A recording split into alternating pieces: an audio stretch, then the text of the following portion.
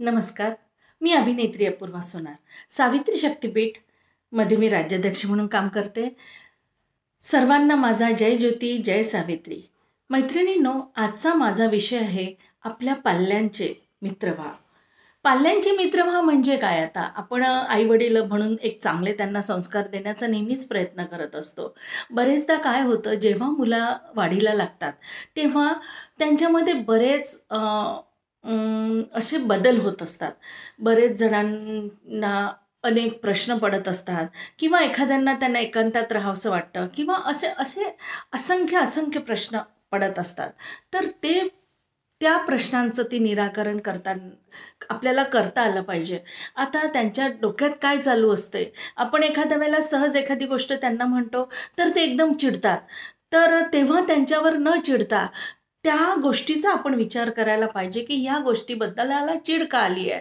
तर ह्याच्यासाठी आपण त्यांच्याकडे संस्कार करता त्यांचे केवळ आई-वडील न होता, आपण जर त्यांचा मित्र बनण्याचा प्रयत्न केला, तर त्यांच्यामध्ये आपल्याला अधिक जवळीक साधता येते. आता एखाद्या आपण मुलींचं उदाहरण घ्यावं.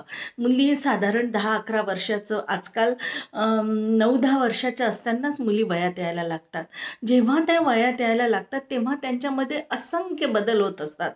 तर तेव्हा त्यांना एक खूप जवळची, अगदी हक्काची मैत्रीण हवी असते. शाळेत असतात त्या गोष्टी, शाळेतल्या मैत्रिणी, ती मैत्रीण असते ती वेगळी गोष्ट आहे.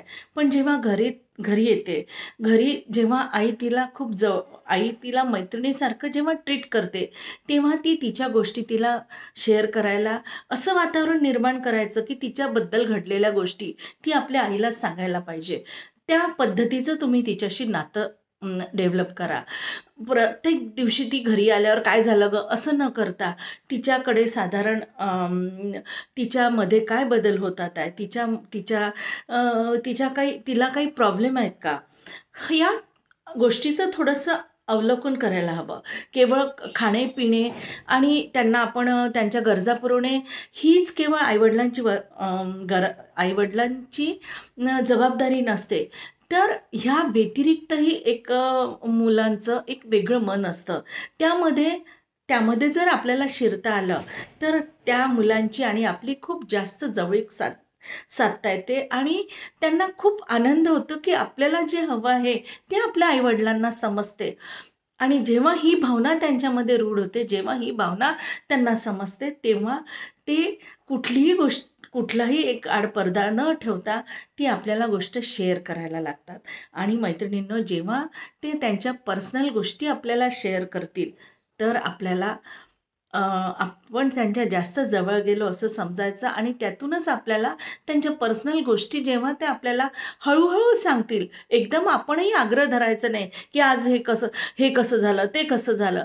तर त्यांच्या कलानी घेऊन त्यातूनच ती गोष्ट वाईट कशी आहे, हे त्यांना सांगण्याचा प्रयत्न करा. तर आपण आजकालचं वातावरण बघतो आहे. मुलं बरेच एकलकोंडी झालेले असतात आणि त्यांच्यावर बऱ्याच काही त्यांना काही प्रॉब्लेमही असतात. पण त्यांना ते आपण विचारत नाही आणि त्यामुळे आपल्याला ते प्रॉब्लेम सांगायला संकोचही करतात. मुलांच्याही बाबतीत असंच आहे. मुली 9-10 वर्षाचं असताना वयात येतात, पण काही मुलांचा पिरियड हा नंतरचा असतो. ते साधारण एक 14-15 वर्षाचे असताना वयात येतात आणि वयात येणाऱ्या मुलांना सुद्धा भरपूर प्रश्न पडतात. तर तेव्हा त्यांच्या वडिलांनी त्यांचा मित्र बनण्याचा प्रयत्न करायचा. तुझ्या शरीरात होणारे बदल जर आपण एखाद्या वेळेला पर्सनली त्यांना विचारलं, तुला असं होतं का, तुला तसं होतं का, हे असं केल्याने असं होऊ शकतं, अशा जर गोष्टी आपण त्यांच्याशी मित्रत्वाच्या नात्याने बोललो, तर मला असं वाटते आपण संस्कार तर करतोच, पण जेव्हा त्यांचे मित्र बनतो तेव्हा ती जवळीक एक खूप वेगळी असते. कारण काही अशा गोष्टी असतात, की त्या मित्रालाही सांगू शकत नाही आणि आई-वडील या नात्यालाही सांगू शकत नाही. मग त्यामध्ये या दोघांमधला जर आपण सुवर्णमध्य साधला, तर आपलं आणि मुलांचं नातंही घट्ट होईल आणि ते ज्या प्रॉब्लेममधून एखाद्या वेळेला जात असतात, ते प्रॉब्लेम जर आपण सॉल्व्ह करू शकलो, तर आपल्यालाही आपल्या मुलांची मदत केली ह्याचा आनंद होईल आणि एखाद्या वेळेला एखाद्या विपरीत जी घटना घडायची असते तीसुद्धा घडणार नाही आणि एक आईवडिलांमध्ये मुलांमध्ये एक बॉन्डिंग तयार होईल.